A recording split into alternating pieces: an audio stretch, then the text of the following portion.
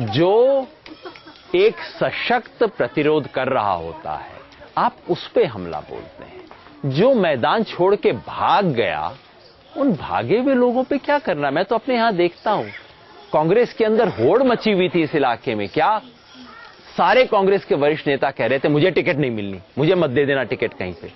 अरे जो टिकट लेने में पार्टी घबरा रही है, उस पार्टी के ऊपर आप हमला करके अपना टाइम वेस्ट करेंगे। अगर आज मान लीजिए न सिर्फ एक उम्मीदवार के तौर पर बल्कि एक शीर्षक के तौर पर भी अगर आप आकलन कर रहे होते, एक तरफ नरेंद्र मोदी और जैसा कि आमतौर पर आजकल परिवेश बनाया जा रहा है, दूसरी तरफ राहुल गांधी और शायद मैदान में अरविंद केजरीवाल, जो कि अपने आप को किसी तरीके से वहां बनाए रख रहे हैं। यही परसेप्शन, मैं विद इन कोट परसेप्शन बनाने की कोशिश की जा रही है। आप कह सकते हैं कि मीडिया का परसेप्शन होगा, लेकिन ऐसा बनाने की कोशिश की जा रही है। एक विश्लेषक के तौर पर इस त्रिकोण को आप कैसे देखते हैं? मैंने बार बार कहा है कि इस देश का दुर्भाग्य होगा अगर इस देश को राहुल गांधी और नरेंद्र मोदी में से चुनना पड़े। ये टैगोर का देश है, ये महात्मा गांधी का देश है, ये मौलाना आजाद का देश है। इस देश को अपने सर्वोच्च नेता में राहुल गांधी और नरेंद्र मोदी में से चुनना पड़े। क्या है इनके पास लोकतंत्र के लिए? एक वंशवाद का प्रतीक है, दूसरा एक अधिनायकवाद का प्रतीक है। एक पुराने सड़े गले, जो पुराना समाजवाद का जो स्वरूप बचा था डोल देने का, उसका प्रतीक है, और दूसरा सीधे सीधे नंगे पूंजीवाद का प्रतीक है। एक वोट बैंक की राजनीति का प्रतीक है, तो दूसरा एक समुदाय के वर्चस्व का प्रतीक है। क्यों चुने भारत इनमें से? ये त्रासदी है भारत के लिए। ऐसी चॉइस को एक्सेप्ट करना अपने आप में हार है इस देश की। इसका हम विरोध करते हैं। हर बार मैंने ये बात कही। युगेन जी, एक हाल फिलहाल एक नई चीज देखने को मिल रही है, जो कि आमतौर पर कम से कम 2009 के चुनाव में देखने को नहीं मिल रही थी।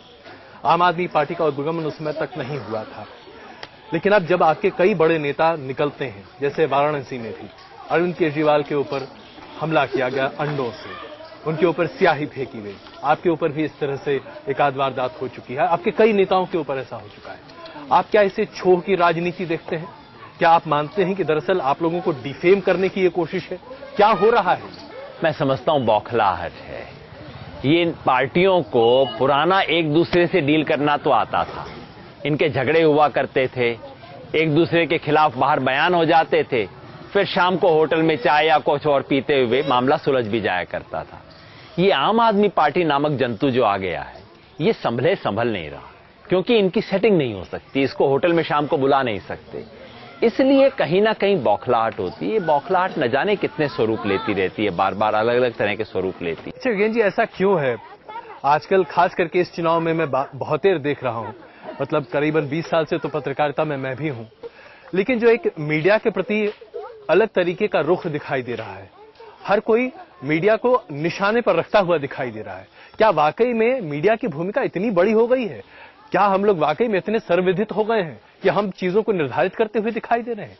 या दरअसल ये नेताओं का अभाव है, जो कि उनकी बातें स्पष्ट तरीके से सामने नहीं आती हैं और शायद मीडिया के ऊपर गोलियां चला दी जाती हैं? दो चीजें, एक तो मीडिया का चरित्र और पत्रकारों का चरित्र, ये दो अलग अलग चीजें हैं।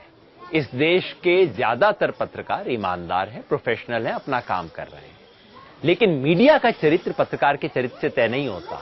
मीडिया का चरित्र मालिक तय करता है। मीडिया का चरित्र वो लोग तय करते हैं जो उसमें इन्वेस्टमेंट करते हैं। और मीडिया का चरित्र तो बहुत खतरनाक है जी। चीजों को देखिए, मैं आपको दो चार सिंपल मिसाल बताता हूं और आपसे पूछता हूं, आप बताइए क्या करें हम इसमें। रेवाड़ी के अंदर अरविंद केजरीवाल का रोड शो होता है। 2.5 घंटे तक रेवाड़ी शहर लबालब भरा होता है। गलियां भरी हुई हैं, सड़कें भरी हुई हैं, फूलों की वर्षा हो रही है। वहां कोने में 6 लोग एक काला झंडा लेके चुपचाप से खड़े हैं। इतनी हिम्मत भी नहीं थी उन लोगों की कि वो आंख उठा के देख सकें। किसी ने पैसा देके भेजा होगा। वो सामने आए, मैंने उनको नमस्कार किया, अरविंद केजरीवाल ने उन पे फूल फेंका। अगले दिन अखबारों में क्या खबर थी? रेवाड़ी में अरविंद केजरीवाल का काले झंडों से स्वागत। केवल काला झंडा खबर थी। 2.5 घंटे रेवाड़ी शहर में क्या हुआ खबर नहीं थी। मैंने एक पत्रकार से पूछा, भाई क्या किया? 2.5 घंटे कुछ दिखाई नहीं दिया। पुराना आदमी था, उसने कहा सर ऊपर से ऑर्डर आए कि सिर्फ ये चीज दिखानी है। एक नहीं, इस देश के 2 बड़े राष्ट्रीय अखबार, एक अंग्रेजी और एक हिंदी, दोनों की तरफ से बात बताई गई, सर ऊपर से ऑर्डर आए थे, मेरा मन नहीं मानता था पर लिखना पड़ा। क्या करें बताइए। खाप के बारे में मुझसे पूछे गए सवाल। जी, मैं अगला सवाल मैंने खाप के बारे में वो कहा जो मैंने हमेशा कहा है जी, ये कि इस देश के हर समाज का एक अपना संगठन होता है और अगर वो राजी खुशी एक दूसरे के झगड़े सुलझाते हैं तो बहुत अच्छी बात है, लेकिन जहां जोर जबरदस्ती होती है, जहां कानून का उल्लंघन होता है या फिर हत्या जैसी चीज के पक्ष में बोला जाता है वो बिल्कुल अलाउड नहीं है। अब इस बात को लेके हरियाणा की हिंदी प्रेस ने लिखा कि योगेंद्र यादव ने खाप का विरोध किया, खाप ने मुझे धमकी दी, और दिल्ली की अंग्रेजी प्रेस ने उसी बयान के आधार पर लिखा कि योगेंद्र यादव ने खाप का समर्थन किया। अब आप बताइए मैं इस पे हंसूं के रोऊं? आप ही बताइए, इस चीज के बारे में कोई शिकायत होनी चाहिए कि नहीं होनी चाहिए? किस किस तरह की चीजें हो रही हैं? और दिल्ली के चुनाव से जस्ट पहले 10 दिन तक मीडिया की क्या भूमिका थी? मोटी बात यह है कि ये दिए और आंधी का मुकाबला है, एक तरफ तूफान है, दूसरी तरफ दिया है। इस देश का मीडिया तूफान का हिस्सा बन गया है, वो एक दिक्कत है। और ये कोई केवल भारत की बात नहीं है साहब, इसको भारत में मत देखिए, पूरे दुनिया में मीडिया बहुत ताकतवर हो गया है, लोकतंत्र के लिए खतरा बन रहा है मीडिया, खासतौर पर मीडिया में जो पूंजी लगी हुई है वो। मैं सिर्फ इसमें एक छोटा सा सवाल आपसे पूछना चाहूंगा और मैं जानता हूं कि आप इसका बहुत स्पष्ट जवाब दे सकते हैं। क्या आपको वाकई में इस बात पर एतबार होता चला जा रहा है कि आज मीडिया पूंजीवाद की तरफ बढ़ता हुआ दिख रहा है, या आपको लगता है कि नहीं, अभी भी ऐसे बहुत सारे मीडिया हाउसेज हैं, ऐसे बहुत सारे संगठन हैं जो कि बहुत सही दिशा में काम करते दिखाई दे रहे हैं, वरना शायद हम और आप यहां बात नहीं कर रहे होते? देखिए, पूंजीवाद का हिस्सा तो खैर मीडिया हमेशा रहा है, दिक्कत पूंजीवाद में नहीं है। दिक्कत ये है पूंजी अपने मालिक के आदेश पे सीधे सीधे खबरों को तोड़ना मरोड़ना, ये इतने बड़े पैमाने पर अब शुरू हो गया है कि बहुत खतरनाक चीज है। आप जैसे पत्रकारों को तो मुझसे भी ज्यादा चिंता करनी चाहिए, इसलिए कि लोग मेरे को तो राजनेता कहेंगे, मैं तो बच जाऊंगा। आप सड़क के ऊपर निकलेंगे, लोग आप पे हंसना शुरू कर देंगे। लेकिन यही चीज मैं अपने दर्शकों के सामने भी रखना चाहता हूं। अपने 20 साल के इस करियर में आज तक मुझे किसी मालिक ने नहीं कहा कि इस खबर को इस तरीके से रखो। आजकल जो बयानबाजी हो रही है योगेंद्र जी, वो अपने आप में बड़ी अप्रत्याशित है।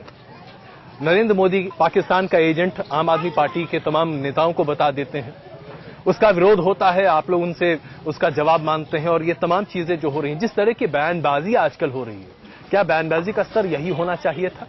आपकी पार्टी के भी ऐसे बहुत सारे नेता हैं जो ऐसे अनर्गल बयान देते हैं जिसे चर्चा करते हुए भी शायद टीवी पर अच्छा नहीं लगता है।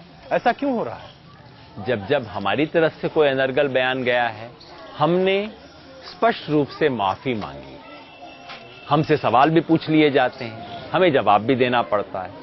मोदी जी से सवाल पूछने की हिम्मत किसकी होगी? आप पत्रकार हैं, मैं आपको आप सामने चुनौती दे रहा हूं। देखिए, किस पत्रकार की हिम्मत है इस देश में कि नरेंद्र मोदी जी से सवाल पूछ ले जैसे आप मुझसे पूछ रहे हैं? किसी की हिम्मत नहीं है। और उसके बाद बाकी सारे कयास लगते हैं। अवसर मिले तो हम में से कोई इसे चुकेगा नहीं। सब देखिए, अवसर कैसे, क्या आप ये बात इस देश की जनता को बताते हैं कि मोदी जी एक इंटरव्यू नहीं देते? क्या ये बात इस देश की जनता तक पहुंचती है कि राहुल गांधी ने इतने सालों तक किसी पत्रकार से बात नहीं की? नहीं, हम कहते हैं वो नहीं करते हैं, और उसको ढकने का। अगर अरविंद केजरीवाल 2 महीना जवाब न दे, मीडिया को कोई प्रश्न उत्तर न दें, इतना बड़ा बवेला हो जाएगा साहब उसके बारे में। तो पर मोदी साहब तो साहब हैं, राहुल गांधी तो साहब हैं। देखिए, इसमें कोई शक नहीं है कि अगर वो लोग बात नहीं करना चाहते हैं, आप किसी के मुंह में जबरदस्ती माइक डालकर बात तो करवा नहीं सकते। वो नहीं बात करना चाहते, मीडिया नहीं फेस करना चाहते, ये बात तो तय है। पर क्या इस देश के एक सामान्य दर्शक को ये बात पता है कि नरेंद्र मोदी मीडिया के सवाल फेस नहीं करना चाहते? कम से कम न्यूज नेशन के दर्शकों को तो पता है योगेंद्र जी, क्योंकि ये बात तो मैं हमेशा कहता रहता हूं। अगर ये लोग नहीं बात करना चाहते तो आप जबरदस्ती जबरन नहीं करा सकते। एक चैनल की बात नहीं कह रहा हूं, मैं मीडिया के चरित्र की बात कर रहा हूं। नरेंद्र मोदी की रैली की फुटेज आप नहीं ले सकते, फुटेज वो तय करते हैं और आपको वो फुटेज पिक करनी पड़ती है। ये बात इस देश के सामान्य दर्शक को नहीं पता है। किस एंगल से उनकी फोटो ली जाएगी वो तय करते हैं, ये आप दर्शकों को नहीं बता पाते। आप मतलब पूरा मीडिया, इस देश का मीडिया नरेंद्र मोदी की सच्चाई दर्शक देश के सामने रखने से डरता है। नरेंद्र मोदी चाहते नहीं है और मीडिया चुपचाप इसका पार्टनर बन गया है। और कोई नेता ऐसा काम करे उसको उल्टा लटका देगा मीडिया, ये नहीं हो पाता है। और इसमें कहीं ना कहीं मीडिया इस सब का हिस्सा बनता जा रहा है। एक और बड़ा आरोप जो आपकी पार्टी के ऊपर बार बार लगाया जाता है आपके विरोधियों के द्वारा कि 49 दिनों की सरकार, आप उसे संभाल नहीं पाए, आप भाग खड़े हुए।